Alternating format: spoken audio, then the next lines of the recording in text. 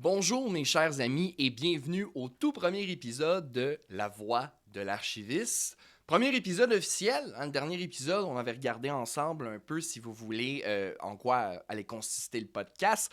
Maintenant, il faut se lancer dans le vif du sujet et quoi de mieux pour parler d'archivistique que parler d'archives. Parce que oui, bien avant qu'on commence à aborder le métier d'archiviste et que je reçois des invités qui viennent vous parler de leur réalité en tant qu'archiviste, faut déjà s'entendre sur c'est quoi une archive. Et là, mes chers amis, regardez-moi, on va régler ça dans les premières secondes du podcast. Une archive n'est pas un état. Le document ne devient pas une archive à un moment donné dans son histoire. Une archive n'est pas un document qui est vieux. En fait, une archive, on va le voir, on va s'intéresser à deux définitions en particulier aujourd'hui qui sont la définition sur la loi sur les archives au Québec et également sur la direction des archives de France. Et vous allez voir qu'une archive, ça a le dos large et que c'est beaucoup de choses. Donc, en gros, ce que je veux qu'on fasse aujourd'hui, c'est la différence entre une archive et le terme archiver ou archivage. On l'utilise dans notre jargon au travail souvent pour décrire lorsqu'on va faire une copie d'un document, qu'on va l'archiver, on va garder une copie pour la pérennité, on va garder un document officiel pour la pérennité. On utilise dans notre jargon, pardonnez-moi, le terme archiver. Mais une archive, comme je viens de vous le mentionner, n'est pas un document ancien nécessairement. Mes chers amis, on va se plonger dans la définition tout de suite. Au Québec, selon la loi sur les archives, elle se définit comme l'ensemble des documents. Donc, déjà, on commence large. J'ai dit que c'était large, l'ensemble des documents. Quelle que soit leur date ou leur nature. Peu importe c'est quoi, puis peu importe la date. Donc, au sens de la loi, ça n'a pas besoin d'être un document ancien, loin de là. Produit ou reçu par une personne ou un organisme, donc qui est produit ou reçu par une personnalité célèbre dont on garde des archives, ou une entreprise, un organisme public, les documents qu'il produit, qu'il reçoit dans le cadre de ses fonctions. Pour ses besoins ou l'exercice de ses activités, finalement j'aurais dû lire un petit peu plus loin, pardonnez-moi, pour ses besoins ou l'exercice de ses activités, et conservés pour leur valeur d'information générale. Donc, je veux juste revenir sur certains points ensemble. L'ensemble des documents, ça a le dos large. Ça a le dos large, en fait, c'est tout qui peut être potentiellement une archive. On va voir, il y a des exceptions, mais dans règle générale, tout document qui est produit ou reçu par un organisme est un document, est une archive au sens de la loi sur les archives. Maintenant, je vais regarder la définition en France. Document, quelle que soit leur date, leur forme ou le support matériel, produit ou reçu par toute personne physique ou morale et par tout service ou organisme public ou privé dans l'exercice de leurs activités. Gardez ça en tête, on va le voir dans les prochains épisodes ensemble, l'important de l'exercice de leurs activités. Vous allez voir, déjà, je vous dis un petit spoiler, l'archiviste doit se greffer à la mission de son organisme et doit décrire dans le fond, ce que son organisme produit. Ça a l'air un peu vague dit comme ça, mais on va le voir ensemble dans l'épisode quand on va s'intéresser à la profession d'archiviste. Un archiviste doit comprendre la mission de son organisme et les archives doivent refléter les activités de l'organisme. C'est ultra important, c'est plus complexe que ça un peu, mais on va le voir dans le prochain épisode. Maintenant, je veux qu'on s'intéresse, on a vu que c'est beaucoup de documents. C'est l'ensemble des documents, peu importe la date, c'est très large. Mais je veux qu'on s'intéresse au support. Le support, c'est quoi en archivistique? Vous allez entendre ça parfois, si vous avez un archiviste au travail, il va parler de support archivistique. Mais c'est quoi un support? Eh bien, c'est assez simple. Je vais vous donner la définition de la direction des archives en France. Matière, ça peut être du papyrus, du parchemin, du papier, du film, des bandes magnétiques, n'importe quoi. Bon, il n'y a pas n'importe quoi dans la définition, mais ça peut être pratiquement presque n'importe quoi, sur laquelle sont fixées des informations écrites, sonores, électromagnétiques, numériques ou visuelles pour constituer et ou conserver un document. Là, évidemment, Quand je vous disais n'importe quoi, ce que je veux dire par là, c'est que ça a le dos très large. Une archive, dans le fond, en fait, le support archivistique, le support dans lequel une archive est greffée, c'est dans le fond le matériel qui est utilisé pour greffer l'information. Je vous donne des exemples qui n'ont pas été nommés parce que je ne veux pas vous laisser croire qu'une archive, c'est n'importe quoi. C'est quelque chose de précis, mais par exemple, les tablettes d'argile. Tablettes d'argile qui contiennent de l'information écrite. Des fois, j'ai en exemple ici les tablettes, les factures, les relevés de factures qui étaient faites par la Mésopotamie. Ben, le support qu'ils ont utilisé, c'est l'argile. Les tablettes de cire. C'était une technique qui était utilisée en Égypte antique. Je sais que ça a été réutilisé au Moyen Âge dans ses débuts. En fait, on utilisait des tablettes de cire pour écrire l'information. Mais l'avantage et le désavantage de la cire, c'est qu'elle finit par fondre et avec les hautes températures, elle peut être brûlée. C'était utilisé en histoire surtout pour pratiquer à écrire. Donc, on allait graver sur la tablette de cire quelque chose pour se pratiquer. Donc, c'est pas seulement le papier qui est une archive. C'est tout ce que l'information, en fait, sur toute forme dans laquelle l'information est gravée. Et c'est ça qui est ultra important à se souvenir parce qu'un archiviste, c'est ça que ça fait. Hein? C'est un gardien de la mémoire, c'est un gardien du patrimoine informationnel et un archiviste suit toujours l'information. Donc, peu importe le support dans lequel l'information est inscrite, c'est une archive au sens de la loi. Maintenant, mes amis, on a vu grosso modo qu'une archive, ça a le dos très large. Et j'ai parlé déjà un peu de valeur de témoignage. Pour finir l'épisode, on va regarder c'est quoi la valeur primaire et secondaire, qui est une théorie d'un archiviste. En fait, c'est pas une théorie, c'est un courant de pensée archivistique qui a été fait par Theodore Schellenberg. Et je veux vous l'amener en premier aujourd'hui pour commencer doucement, mais je vous rassure, des mouvements, des courants de pensée en archivistique, il y en a beaucoup. Il y a plusieurs façons de penser ce qui est l'évaluation des archives. On l'avait vu un peu dans le premier épisode ensemble et on va le revoir dans le futur évidemment, mais l'évaluation est un peu la doctrine mère de toutes les autres disciplines archivistiques parce que c'est elle qui détermine pourquoi est-ce qu'on garde et pourquoi est-ce qu'on garde pas. Et des penseurs en évaluation, on va en voir beaucoup, dont Theodore Schellenberg, mais ce que je veux vous amener aujourd'hui, c'est la valeur primaire et secondaire des documents d'une archive. Il y a d'autres choses à une archive, mais on va commencer doucement avec ça. Dans le fond, Theodore Schellenberg, c'est un archiviste américain. Les années 1960 va amener justement ce qui est la valeur primaire et la valeur secondaire des documents. Donc, il va déterminer que chaque archive a une valeur primaire et une valeur secondaire. La valeur primaire d'une archive est assez simple. C'est sa valeur administrative, c'est sa valeur légale et c'est sa valeur financière. C'est assez simple. Quand vous produisez des documents au travail, vous avez une valeur administrative. L'organisme ou l'entreprise pour laquelle vous travaillez a besoin de fonctionner. Elle produit des documents pour le domaine administratif, mais parfois, c'est pour le domaine légal. Des fois, il y a des documents, par exemple des contrats, qui nous lient légalement avec une autre entité, qui servent justement à s'assurer que les ententes sont respectées, qui nous donnent un cadre légal. Il y a des documents qu'on doit garder légalement un nombre de temps. Les documents financiers, qu'on doit garder également. D'ailleurs, c'est important de le comprendre, quand il y a une valeur financière à une archive, à un document, il y a toujours une valeur légale. Tout le temps.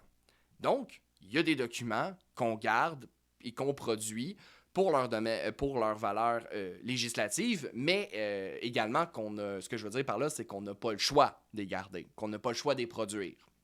Maintenant, la valeur financière, une entreprise, un organisme, c'est assez criant, vous comprendrez le sens, vous produisez des documents financiers, donc c'est nécessaire dans l'exercice de vos fonctions. Je vous avais donné un petit cue au début, l'exercice de ces fonctions. Qu'est-ce que l'entreprise, c'est quoi la mission de l'entreprise? Qu'est-ce qu'elle fait? À l'organisme public, le gouvernement, mettons le ministère Transport du Québec, qu'est-ce qu'il fait? C'est quoi son objectif? Dans l'exercice de ses fonctions, quel document il a besoin de produire pour fonctionner? Donc, ça, c'est la valeur primaire des documents. Encore une fois, on va le voir plus en détail, mais c'est une petite vidéo d'introduction très rapide. La valeur secondaire des documents maintenant. C'est quoi la valeur secondaire d'un document? Et c'est là que peut-être le mot archive va sonner quelques cloches un petit peu plus familières. C'est la valeur de témoignage, la valeur d'information. Autre que son aspect légal, financier, il y a des documents qu'on conserve pour la pérennité. Il y a des documents qu'on jette parce qu'on n'en a plus besoin. Il y a des documents qu'on garde parce qu'on est obligé de les garder. Il y a certains documents qu'on doit garder. Mais il y a aussi des documents qu'on garde, pas nécessairement parce qu'une loi nous l'oblige. On le garde parce que la valeur d'information, la valeur de témoignage que cette archive porte sur un organisme ou une entreprise est tellement grande et tellement importante qu'on doit la garder. C'est la valeur de témoignage, la valeur de l'information. Maintenant, ça clôt notre petite introduction sur la valeur primaire et secondaire. On va encore une fois y aller plus en détail parce qu'il y a plus que ça à une archive. Parce qu'on parle de la valeur de témoignage. C'est une bonne façon d'évaluer les archives, hein? L'importance du document, à quel point elle représente bien la mission de l'organisme, mais il y a des coûts associés à ça. C'est une pensée archivistique également, c'est un courant archivistique. Il y a des coûts associés à la conservation. Ça a l'air ridicule, mais des salles d'entreposage d'archives, ça coûte cher. Les boîtes d'archives coûtent cher, l'entreposage coûte cher, et si on le garde pour la pérennité, ça va coûter cher ad vitam aeternam. Fait qu'il y a un enjeu sur l'évaluation qu'on se dit, il faut qu'on trouve le moyen de garder les documents les plus importants, mais pas de trop garder. Parce que sinon, ça va coûter des sommes exorbitantes.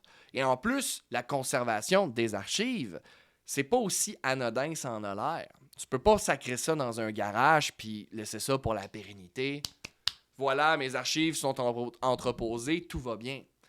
Premièrement, il faut que quelqu'un les traite, il faut que tes archives soient organisées. Si tu amènes une boîte dans une salle d'archives puis c'est tout pêle-mêle, si tu es incapable de retrouver l'information ou tu ne sais pas que l'information se retrouve dans cette boîte-là, tu n'es pas plus avancé.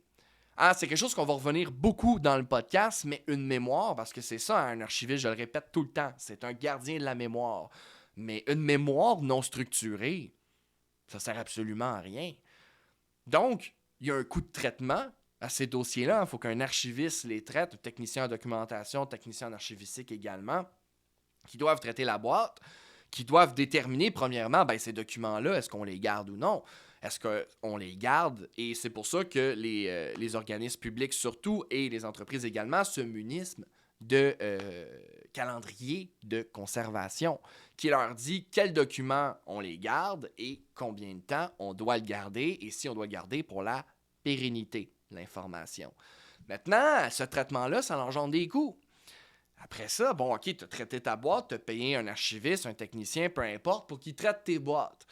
Une, ça va. 200, 300, ça commence à coûter cher. Et là, par la suite, il faut les entreposer. Les archives, ils ont besoin de température idéale. S'il fait 35 degrés Celsius puis il y a 80% d'humidité dans ta salle d'archives, ça sera pas long, mon ami, que tu vas avoir de la moisissure. Il faut que l'endroit soit sécuritaire. Tes boîtes d'archives contiennent probablement de l'information confidentielle, des renseignements personnels. Faut que ta salle d'archives soit sécuritaire. Parce que si on rentre là comme on rentre dans un moulin, tu mets ton entreprise ou ton organisme à risque. Donc, il y a énormément de coûts engendrés à la conservation des documents et c'est pour ça que ça vous prend des archivistes pour vous guider dans toutes ces normes-là. Maintenant, je vais fermer la parenthèse. Le coût pour la conservation est une infime partie de toutes les raisons qu'on doit se poser lorsqu'on produit une évaluation, qu'on détermine quel document on garde et on jette. Et c'est un processus qui est très complexe. Mais juste garder en tête très rapidement pour l'instant qu'une archive a une valeur primaire, qui est sa valeur administrative, légale ou financière. Et elle a une valeur secondaire, qui est une valeur de témoignage et d'information également. Maintenant, mes amis, c'est une partie du chapitre qui est clos. J'aimerais qu'on s'intéresse pour finir sur le cycle de vie des documents. On a déjà un peu parlé sur la valeur primaire et secondaire, sur la valeur secondaire surtout. Mais les archives ont un cycle de vie qui se divise en 3. Vos archives ont un statut actif, semi-actif et inactif. Assez simple. Actif, c'est un document qui est utilisé couramment par l'entreprise ou l'organisme dans le cadre de ses fonctions. C'est un document que tu as besoin d'avoir sous la main. C'est un document que tu utilises régulièrement pour travailler puis tu as besoin qu'il soit dans ton bureau proche. Ensuite, on a le délai semi-actif. Ben vois-tu, où on est rendu à propos de ce dossier-là, on n'a plus nécessairement besoin de s'y référer tout le temps. Il prend de la place, mais on ne peut pas le jeter. Soit qu'on doit le conserver en permanence, ou qu'on doit, on doit le conserver. Je vais prendre l'exemple de on doit détruire. On doit le détruire, mais pas tout de suite. La facture de 2020, aujourd'hui, on n'a plus besoin. On ne s'y réfère pas tous les jours, mais on doit la garder. Le semi-actif, c'est à ce moment-là que les documents vont transiter dans des entrepôts. C'est à partir du semi-actif parce que justement, là, on se dit, garde, on ne peut pas le détruire, mais on doit le garder. Légalement, on est obligé de le garder. Donc, on le garde, mais on va le mettre ailleurs pour sauver de l'espace. Et advenant qu'on a besoin d'y retourner, une fois que la boîte a été traitée et qu'on sait ce qu'il y a dans la boîte, qu'une petite inventaire a été fait et qu'on est capable de retrouver l'information, hyper important quand vous envoyez des boîtes dans un entrepôt, vous devez savoir ce qu'il y a dedans.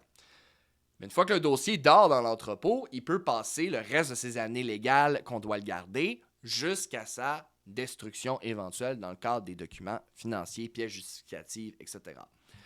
Donc, le semi-actif, ce que vous devez retenir, c'est à ce moment-là que le document est OK, j'en ai plus tant besoin, je m'en sers plus dans mon, excusez-moi l'anglicisme, day-to-day, on l'envoie en entrepôt pour qu'il termine son cadre légal, etc. Inactif, c'est la décision finale. Est-ce qu'un document, je le jette ou je le conserve? Il a terminé son délai légal. La loi, en fait, là, dans un cas où on le conserve, parfois, c'est la loi qui nous oblige de le conserver. Mais le délai inactif, si vous voyez, c'est la grande décision de destruction en conservation. Est-ce que ce document-là, on doit le garder pour une loi X ou Y? Oui, OK, on garde. Est-ce que ce document-là, on doit le conserver pour une loi X ou Y? Non. Est-ce qu'il y a une valeur de témoignage si importante qu'on doit le garder? Oui, on garde. Et si la réponse à toutes ces questions-là est non, le document est détruit par la suite.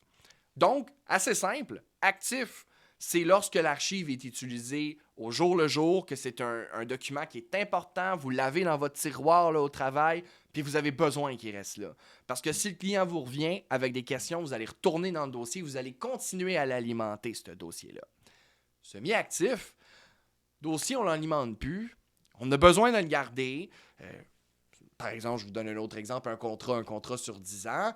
On continue d'alimenter, mais bon, le contrat, pas un contrat parce qu'on continue d'alimenter, je vais rester avec les documents financiers, mais avec les documents financiers, on l'alimente, c'est terminé, bon, on l'alimente plus, on n'a plus besoin nécessairement de ces factures-là, mais d'un jambe, on pourrait peut-être l'envoyer en entrepôt, puis si jamais j'ai besoin d'y retourner, ou même s'il faut rajouter quelque chose, parce que finalement, on en a encore besoin, on continue de nourrir le dossier, c'est faisable, il est dans un entrepôt, on s'en va le chercher, on va ramener le dossier si c'est nécessaire. Sinon, on le consulte et il retourne aux archives et il n'y a pas de problème. L'inactif, c'est le sort final de l'archive. Est-ce qu'on garde ou est-ce qu'on jette? Chers amis, ça va être tout pour ce premier épisode. J'espère que vous avez apprécié. Je vais juste qu'on passe ensemble sur les points importants. Ce que je veux que vous retenez, c'est qu'une archive, c'est pas un état. Il ne devient pas une archive à un moment donné dans son histoire. Le document, c'est pas quand il atteint 50, 100 ans qu'il devient une archive soudainement. Du moment de la création du document, la seconde que votre organigramme dans votre entreprise est approuvé, que vous avez fait un organigramme qui est créé, c'est lui le nouvel organigramme, c'est une archive. Et on va y revenir, mais j'y reviens encore maintenant. Votre archiviste va vous demander... J'ai besoin d'une copie de l'original, j'ai besoin d'avoir tout de suite le document pour les archives. Et là, vous pourrez peut-être vous poser la question, ben là, c'est pas un document ancien, mais maintenant, vous le savez, l'archiviste s'intéresse au document, pas seulement à sa disposition, pas juste à l'inactif.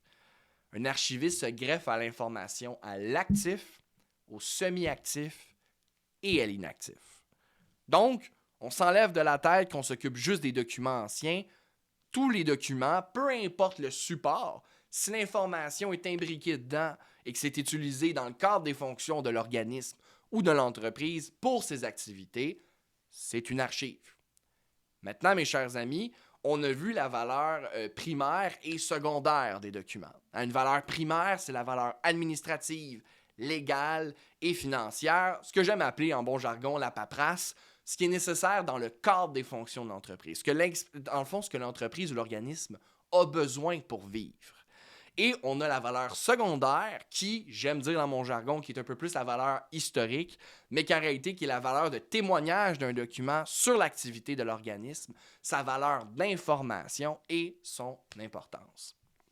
Mes chers amis, on a vu le cycle de vie des documents, l'actif, lorsqu'un document est utilisé couramment, qui est dans votre bureau, que vous vous en servez régulièrement, que vous continuez de le nourrir, qui est important.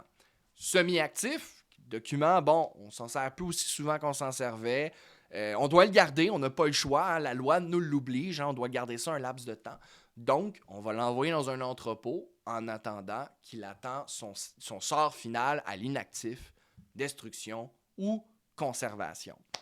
Maintenant, mes chers amis, on va terminer là-dessus. Dans un des prochains épisodes, on va voir la différence entre des archives et une bibliothèque. Parce que je le sais qu'il y a, dans le fond, il y a un mélange. Il y en a toujours eu un, puis c'est bien normal, là, mais les archives et les bibliothèques, voyez ça comme des jumeaux non identiques. Ils font essentiellement un travail qui est très similaire. La base, la forme du travail qu'ils effectuent est très, très, très similaire dans les grandes lignes. Mais on ne fait pas la même chose que les bibliothécaires et les bibliothécaires ne font pas la même chose que nous. Et ce qui est du domaine de la bibliothèque, les livres, les revues, etc., les films que je vais vous dire publiés, hein, les films qui sortent au box-office, etc., c'est pas la même chose qu'une archive. Et il y a une différence entre les deux, mais ça sera pour un prochain épisode. Vous avez été bien aimable de rester pour celui-ci. Donc, je vous dis à la prochaine, mes chers amis. Et n'oubliez pas, les archives, c'est quelque chose de merveilleux, c'est quelque chose d'incroyable et j'ai vraiment très hâte de vous le faire découvrir dans ce podcast. Merci beaucoup.